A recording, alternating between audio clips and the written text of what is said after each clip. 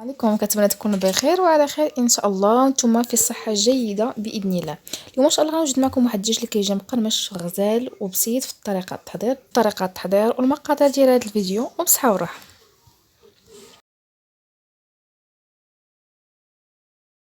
نبداو ان شاء الله على بركه الله. بالنسبه للمقادير، عندي هنا اول حاجه الدجاج اللي شديته وقرد الصدر، يعني شرائح رقاق باش يطيبوا لي دغيا.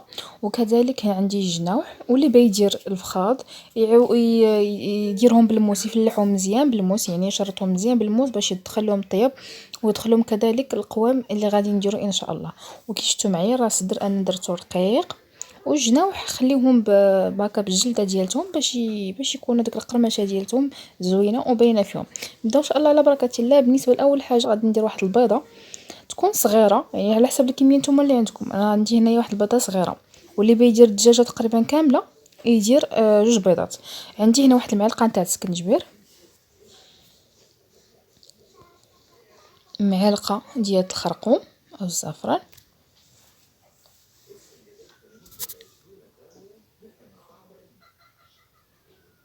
كذلك واحد المعلقه ديال البزار، يعني قليل ديال البزار حيت باقي غادي نديرو الحار. الناس اللي كيبغيو الحار في هاد الانواع ديال التتبيلات، واحد شويه ديال التحميره، يعني ما نكثروهاش، غير قليل منها فقط.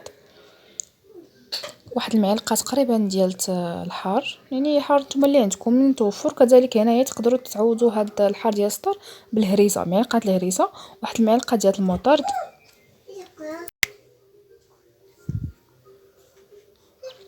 ونضيف الملحه على حسب الذوق.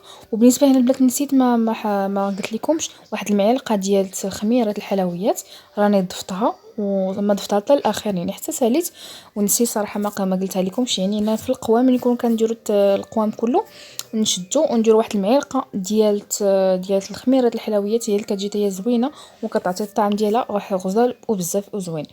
هنايا درت واحد جوج ريوس الثومه، تقدروا تعوضوا اللي عنده الثومه يعني غبره يديرها من الاحسن، كتجي صراحه زوينه. واللي ما عندوش يدير جوج ريوس هكا ديال الثومه فقط.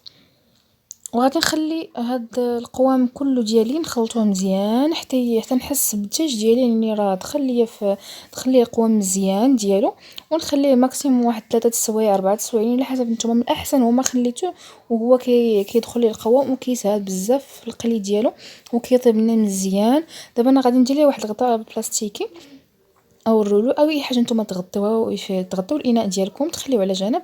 كي قلت لكم الاحسن تخليوه يرتاح مزيان. انا غنخليه تقريبا واحد ساعتين ديال المكانه ونرجع معكم ان شاء الله.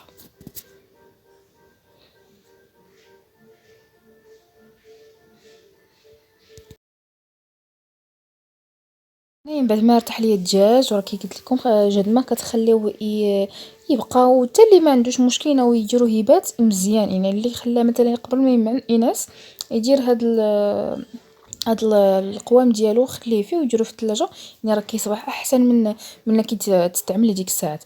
هنايا داك لاشابليو البنات اللي كنصوت معكم في الفيديو اللي كان في القناه قبل، انا راه غادي نخلي الرابط تحت الفيديو ديال هذا الفيديو، غنخلي لكم الرابط من التحت. غادي ندير واحد شويه دابا كي شفتو جهد تقريبا جوج 4 المعالق تقريبا هكا، غادي نخلطهم على حساب هاد الدجاج اللي عندي. وانتم اللي عندكم اكثر غادي تضاعفوا الكميه، ندير واحد 3 المعالق 5 ديال المعلقات، ونخليوها شويه حتى تشرب ليا مزيان هاد لاشابليغ اللي زدت دابايا. ولكن غادي نعاود نديرو ملي غنبي نقلي. دابا غادي نخلي الزيت ديالي يسخن مزيان يعني جد ما خليتو الزيت سخن لكم مزيان، يعني كيسهل دغيا في التحمار ديالو. ونرجع معكم ان شاء الله. خليت الزيت ديالي تسخن مزيان. دابا غادي نبدا كنجيب الشرائح ديال الدجاج اللي عندي ونديرهم في لاشابلوغ هي الاولانيه. وديك العمليه ديال اننا نديرو في البيض، داكشي علاش خليت داك القوام ديالو حتى هو مع البيض باش يتشرب داك البيض مزيان. تجينا الطريقه سهله. ودابا كي قلت لكم انا دابا غادي نديرو في الزيت يتقل على خاطرو، ونبقى كنستف الشرائح ديال الدجاج عادي، نخليهم حتى يتحمروا مزيان من التحت. ونعاودو نقلبوا الدجاج ديالنا كيف كنقليو اي حاجه.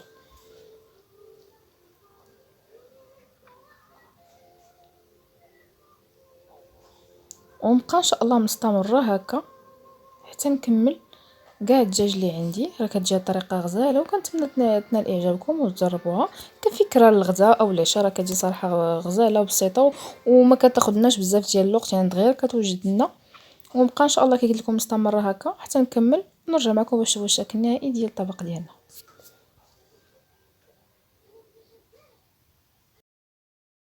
وهذا هو الشكل النهائي من بعد ما كملت الدجاج ديالي في القلي، وراه كيجي غزال وكيجي طايب مزيان، يعني ما كيجيش مخضر او اي حاجه. نتوما كتشوفوا الشكل ديالو من الداخل كيف داير. كنتمنى تنال اعجابكم الوصفه ديال اليوم وترق لكم ان شاء الله وتجربوها باذن الله. واللي اول مره كتشوف القناه ديالي ما تنساش ديري اشتراك للقناه وكذلك الجرس باش يوصل ان شاء الله كل جديد ديالي. وجاي فيديو بيان سور الا عجبها وتخلي شي كومونتير زوين، وتهلاو في راسكم وبصحه وراحه والسلام عليكم وشكرا لكم بزاف.